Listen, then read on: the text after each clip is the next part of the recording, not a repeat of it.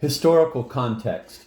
The difference between the Red Badge of Courage and any American novel written before it is a measure of its author's extraordinary imaginative capacities, of the uniqueness of his vision, of his daring to pursue paths untried by others. Yet, despite its contrast to the work of American authors preceding him and its difference from the work of his contemporaries, the novel is nonetheless a product of its times and ahead of its time. It is at one with its time because Crane responded to his era in ways that anticipated 20th century thought. It is ahead of its time in the sense that it does not conform to very many contemporary notions about what literature should be and do. Crane is a harbinger, one of those few 19th century writers joining the company of Emily Dickinson and Walt Whitman, whose work seems responsible for making 20th century American literature what it turned out to be. He seems to have seen to the core of his time, to have sensed the very essence of his century that would carry on into the next. He was truly a genius, even though he was not able to finish college. He was a genius in his choice of subjects, in his use of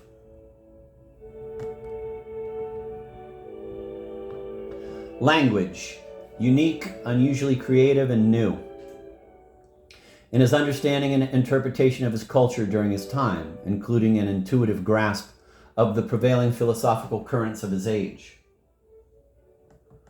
He was one of very few writers who felt that people and concerns other than those of the very rich or the middle class were appropriate subjects of literature. The genteel character of 19th century literature was responsible for dictating that only certain subjects, and hence only certain characters, could legitimately belong to literary expression. Hence, Crane's first novel, Maggie, A Girl of the Streets, was shocking to many because its characters are lower-class denizens of New York's Bowery, and the chief character, Maggie, descends into prostitution. Several of his earlier stories, such as The Man in the Storm and An Experiment in Misery, concern characters who are street people, homeless, without jobs or significant social station.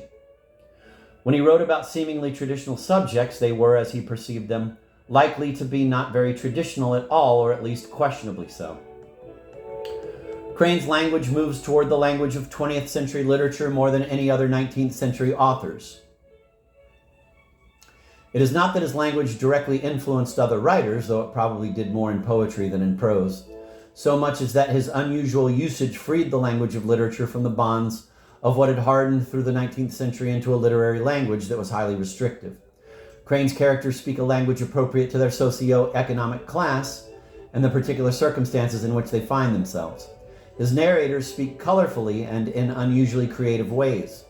The unique and odd character of his language caused him to be parodied frequently.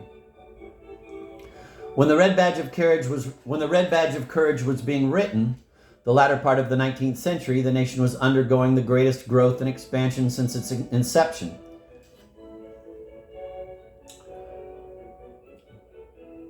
It was the time when the great American fortunes either had been made or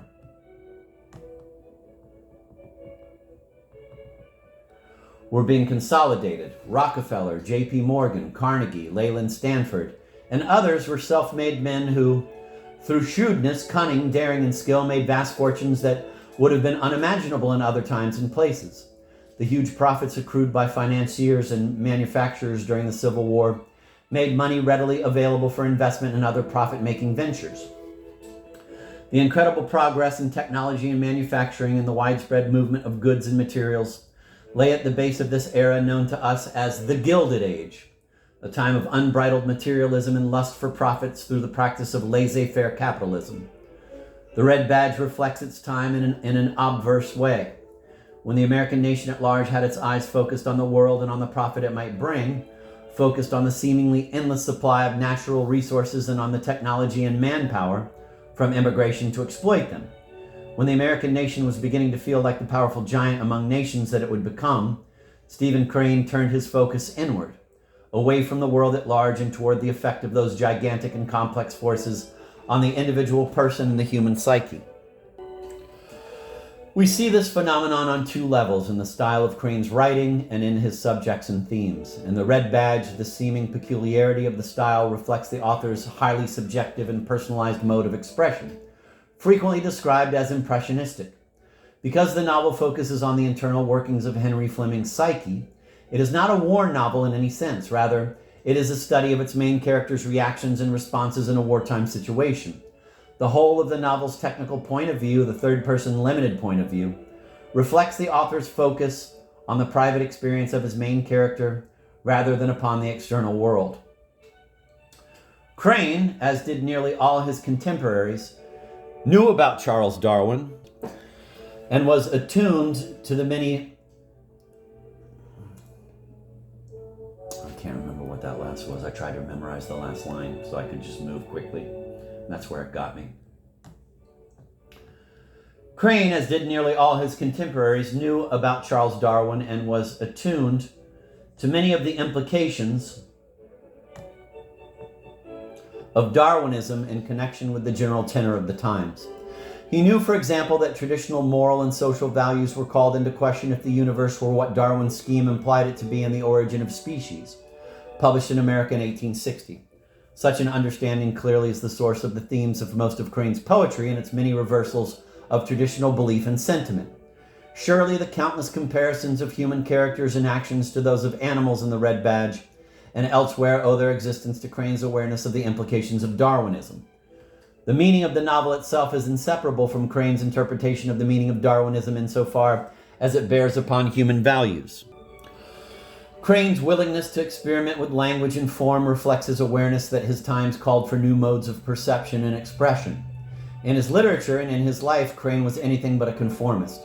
While other writers of his time, Longfellow, Lowell, Whittier, were writing in conventional ways about conventional subjects, Crane was questioning tradition in literature, in social rule and regulation, in morals and philosophy.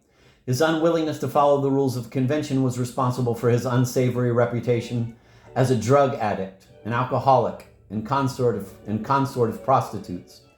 At the same time, his unwillingness to conform to conventional dictates made it possible for him to write in new and exciting ways, unconstrained by literary convention, unfettered by the past. The importance of the work. The Red Badge of Courage is the pivotal American work standing between the 19th and 20th centuries. It divides the two eras. In his review of the novel, New York Times, 26 January 1896, the novelist Harold Frederick says of Crane's work, "If there were in existence any books of a similar character, one could start confidently by saying that it is the best of its kind, but it has no fellows. It is a book outside of all classification." End of quote. And so it is, or so it was. We are by now used to all manner of literary experiment, and the book therefore cannot begin to seem as new to us as it appeared to its first readers. The Red Badge demonstrated what a 20th century consciousness feels like in its depiction of two minds, two consciousnesses focused upon experience. The one Henry Fleming's, the other the narrator's, both struggling to make some sense out of things. Henry's is the less comprehensive consciousness since he has no access to the narrator's, though the narrator has ready access to his. Both consciousnesses are limited. Henry's by the restrictions placed upon him by circumstance. We can only, as Henry, see what we can see.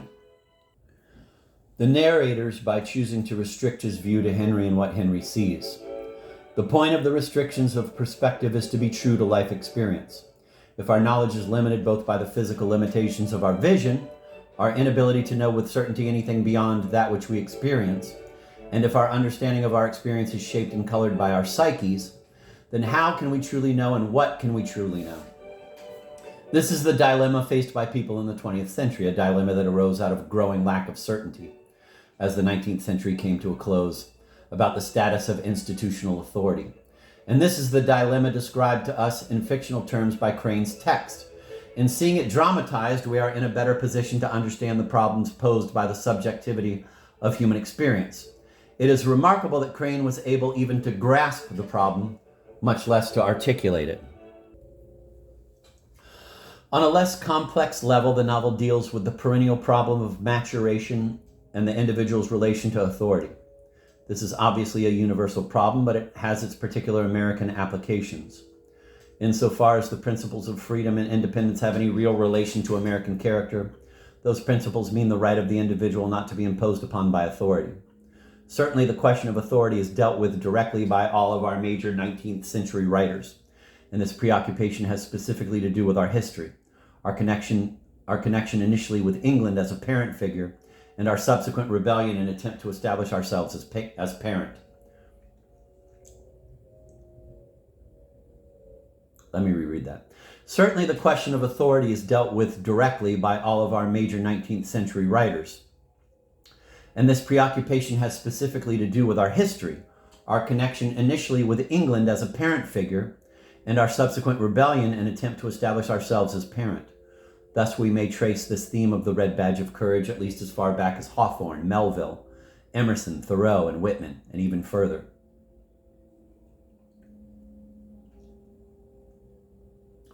Probably the chief reason that we continue to read and study the Red Badge is that it is an inexhaustible source of literary sustenance. We can never devour it, we can never finish it because it will not digest. The novel undercuts itself. It says there is no answer to the questions it raises. Yet it says the opposite. It says there is an answer to the questions it raises. Yet it says the opposite. It says that Henry Fleming finally sees things as they are. It says he is a deluded fool. It says that Henry does not see things as they are, but no one else does either. Henry begins the novel by understanding his situation in fictional terms, in terms of myth and fairy tale.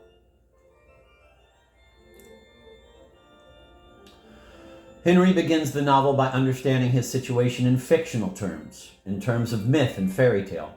By the end of the novel, Henry sees things differently, but simply in terms of another myth, a more modern one of the meaning of heroism. In one way, this is good, and another, it is simply another delusion. In one sense, Henry's belief that he has achieved the status of hero is undercut by the view of the narrator that even the concept of heroism in war is a delusion. In another sense, even the narrator's view of Henry is not to be relied upon. Even the narrator's view of Henry is not to be relied upon, for it constitutes its own fiction. The narrator has no more real or solid basis on which to ground his sense of reality than does Henry. None of the possible views of actuality proposed by the novel is finally and unequivocally denied, except the view that nature is other than indifferent to the plight and situation of people.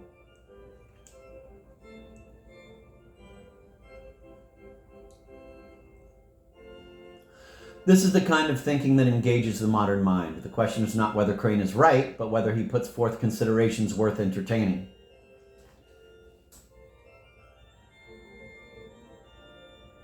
Clearly he does. In interpreting the novel, the reader must face a challenge to make sense of whatever interpretation one chooses without violating the text.